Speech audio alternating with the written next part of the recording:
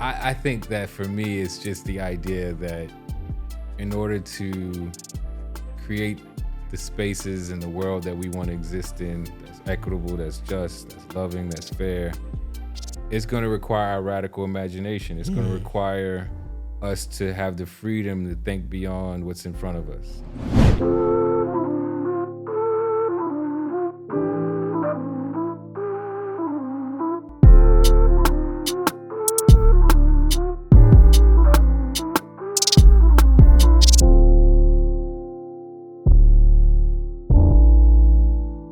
What's going on, everyone? My name is Tory. I am actually the co-MC for the Know Your Rights Camp here in Houston, and we have a special guest among us, the legend himself, the artistic legend. We have Brandan, Bmike.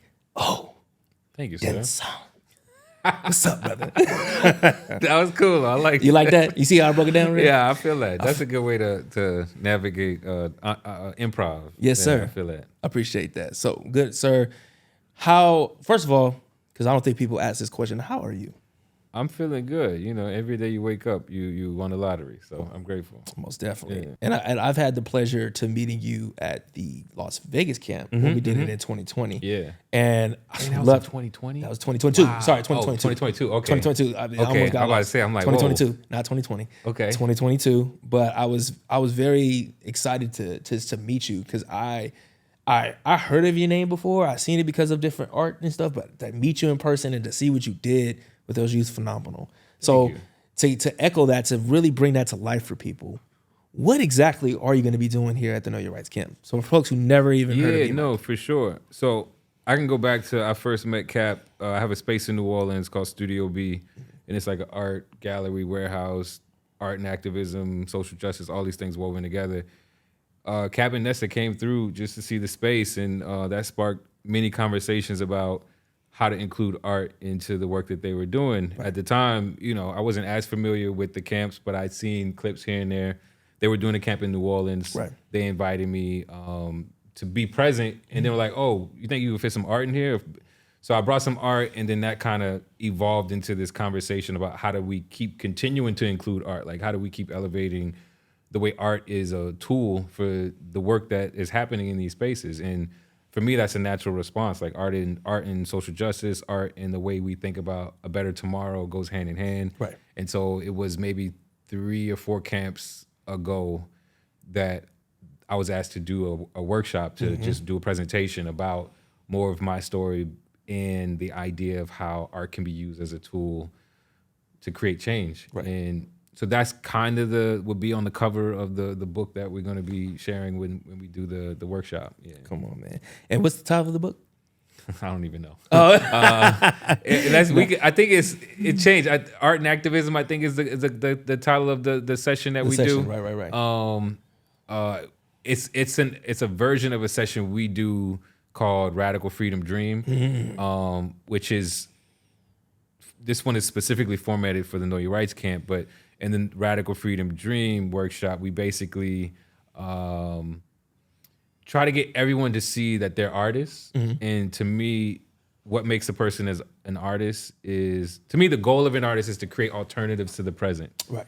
So when you think about the job of creating alternatives to the present, that's a job we're all engaging in. That's not specific to an artistic practice like sketching or painting or dancing. Right.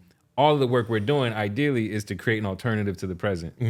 And so the Radical Freedom Dream Workshop is to say, how can you tap into your imagination when you're doing that work? Because that's what we need. Right. We need a radical imagination to tell us that what we see in front of us is not all there is, and we have to imagine alternatives. And so that's what the workshop is hoping to do, to take all these young people who might not define themselves as artists, right, but to see how their imagination is important to creating the futures we want to exist in. So, I'm asking this in a sense, do you feel that your workshop is essentially teaching kids how to be free and how to liberate from essentially, because once they come to this camp, the camp is one of the most life-changing feelings, but after that, they go home. So are you teaching them something to once they leave you, they're able to tap into what freedom and liberation looks like?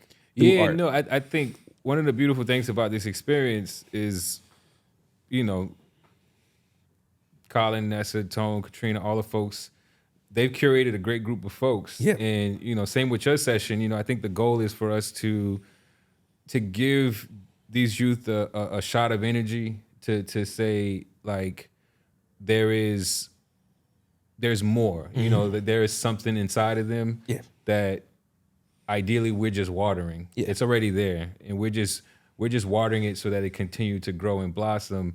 And they can see examples of how it could blossom. And so this art workshop is a process that some of them might have forgot that they enjoyed drawing on a sheet of paper or sketching.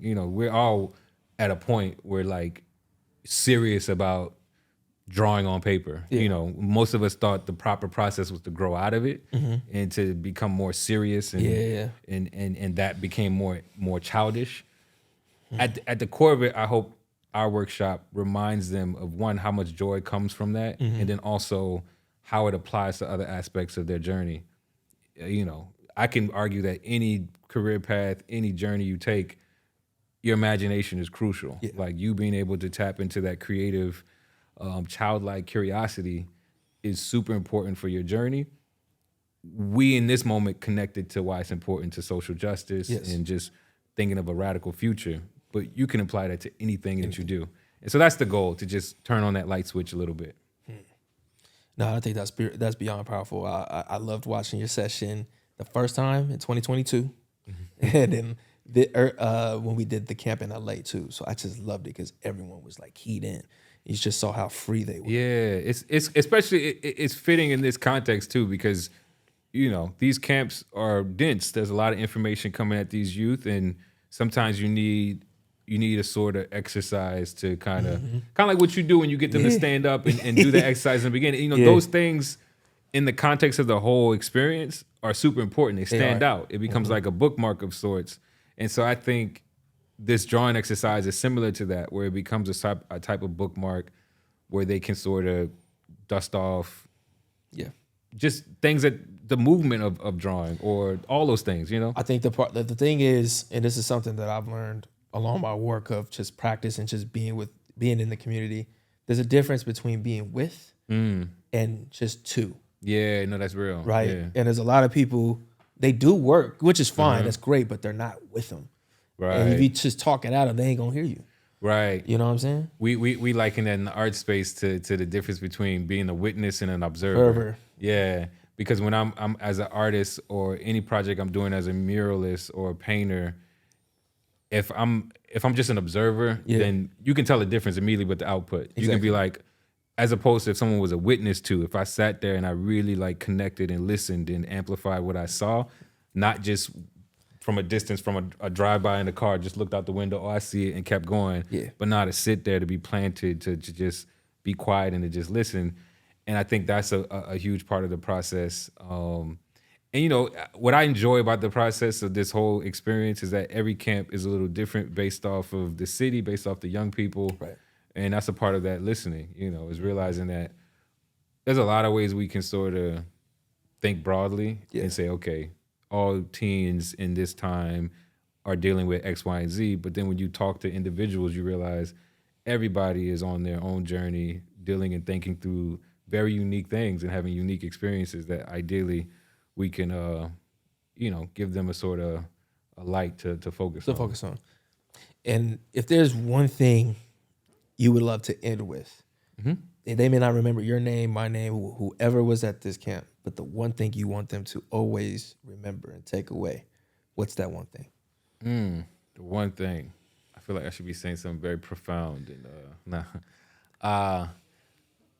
I think that for me, it's just the idea that in order to create the spaces in the world that we want to exist in, that's equitable, that's just, that's loving, that's fair, it's going to require a radical imagination. It's going to require us to have the freedom to think beyond what's in front of us. We can't just think about what we destroy, but what are we building? What are we building? And that's the part of being an artist that I enjoy so much, that I get to spend a lot of my time thinking about building, thinking about creating. And I think if I could just leave that with folks to let them know that there's so much power in that, like so much of the people we looked up to, our ancestors, the folks who did the work, we sometimes lose the fact that they were driven by their imagination. They were. You think about the Black Panther Party, they had a 10-point platform. That was their imagination. You think about, you could draw the line with everybody and see, okay, what was their imagination? What did they see that no one else saw that they were fighting to create? And it's no different from being an artist. You see something that no one sees, and you're working hard to make it come to life. That's the work we're engaged in. So I hope they all walk away feeling like they're artists. I hope so too. And because that's one of the things I think about too when I do my workshop. I don't want you, because you hear education, you're automatically turned off. And they don't see a future there because you have systems that's been historically, generationally harmful to them and their parents. So it's kind of a turnoff. I want you to understand education doesn't just come from a classroom. Right. That's real. That's the part that people, I think, they forget. Like when you're up there, you're teaching. That's education. Right. Even from the teacher, professor, to all the way, the pimp that's in your neighborhood. And his profession may not be the most profound, but I guarantee there's some game he can give you so you can go on the right path.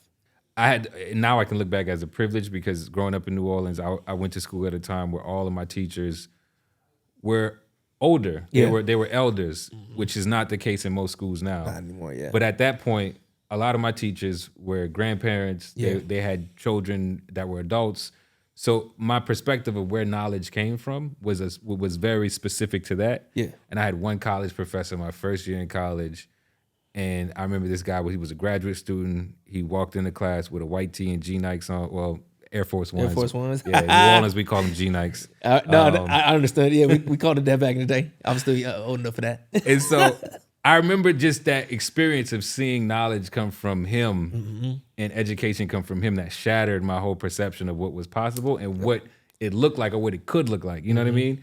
And so I see that a lot in the work that you do. And I think it's super important, because you're right. Like sometimes you think about the idea of education, and the goal is always like school's out, you throw the papers in the air, you throw the books out. It's like, this is a chore, it's done.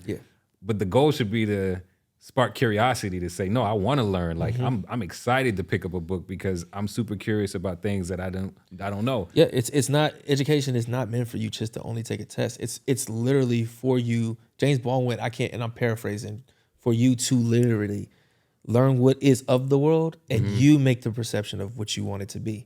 Right. And that's real. That's what education is about. Here's the knowledge, here's the facts.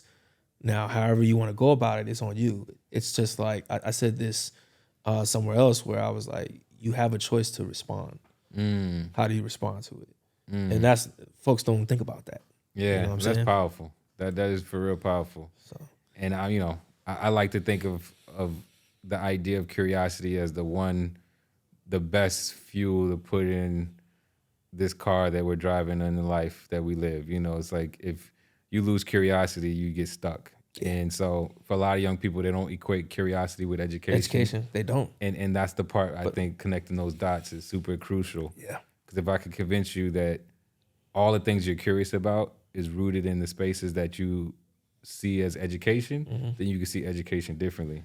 And so that's why I enjoy about your conversation with the youth and the workshop you do. I appreciate that, because I think the problem, and we said it earlier a little bit, but we dehumanize these experiences now. Education is so dehumanized that the creativity's out. And I say that based off what you said earlier about we do art when we're young, but then when we get older, we kind of phase away. Yeah, you can't test the art project, so it's like, well, there's no way to score this, so let's throw it out. Exactly. Yeah. But I that's why I love the activities I do. I connect them to what we actually go through in life, right? What we experience, because there's always a lesson in something. And one of the activities I do, as you see, it's generational. Everyone, God willing, has done it at one capacity or another. But I just want to thank you so much for joining us on the podcast. It's always a pleasure. Like every chance I get to share in these spaces is super important to me, so I'm grateful. Man, super grateful. Thank you so much for coming, Bmike, ladies and gentlemen. Everyone, thank you so much for joining us. If you want to learn more information, please follow us on our social handles at Your Rights Camp. Follow us. Also, our website, knowyourrightscamp.org. Also, Know Your Rights app. Make sure you go ahead and download that. Check us out.